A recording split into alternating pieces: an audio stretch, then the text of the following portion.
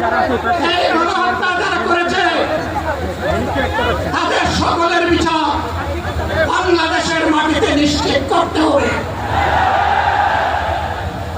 এর বিচারের দৃশ্যমান প্রক্রিয়া শুরু না করা পর্যন্ত পুরোনো ব্যবস্থাপত্রে বাংলাদেশ আর চলবে না। এতগুলো মানুষ এমনি এমনি জীবন দেয় নাই, জীবন দিয়েছে জাতির মুক্তির জন্য। যদি বস্তুতা পুরোনো সব কিছুই টিকে থাকবে তাহলে কেন তারা জীবন যারা ওই বস্তাপচা ব্যবস্থাপনায় বাংলাদেশকে আবার করতে চায় জোনগুলো নিয়েছে আমি জুলাই যুদ্ধ করে যারা জীবন দিয়েছে আগে তাদের জীবনটা ফিরত এনে দেন।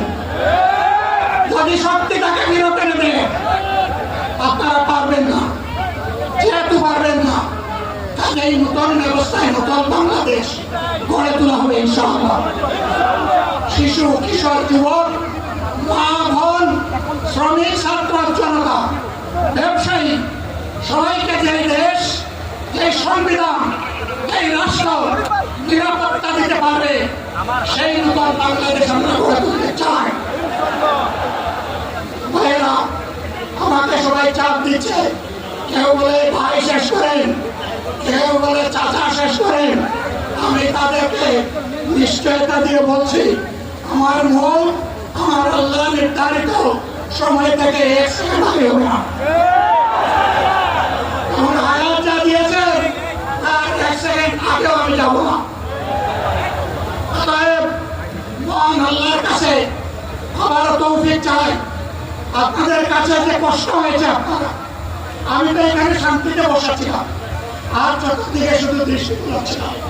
কি কষ্ট হচ্ছে আমার ভাইকে, ভাইরা এই কষ্ট আল্লাহ জানে। এই কষ্ট কার জন্য? ইনশাআল্লাহ আল্লাহ তাআলা আপনাদেরকে তার উপযুক্ত জাযা দুনিয়ায় দিবেন, আখিরাতে দিবেন। আপনাদের এই ত্যাগের বিনিময়ে নতুন বাংলাদেশ আমরা পেয়ে যাব। আসুন সেই নতুন বাংলাদেশের জন্য একবার স্লোগান দিয়ে শেষ করি, নারায়ে তাকবীর। আসসালামু আলাইকুম ওয়া রাহমাতুল্লাহ।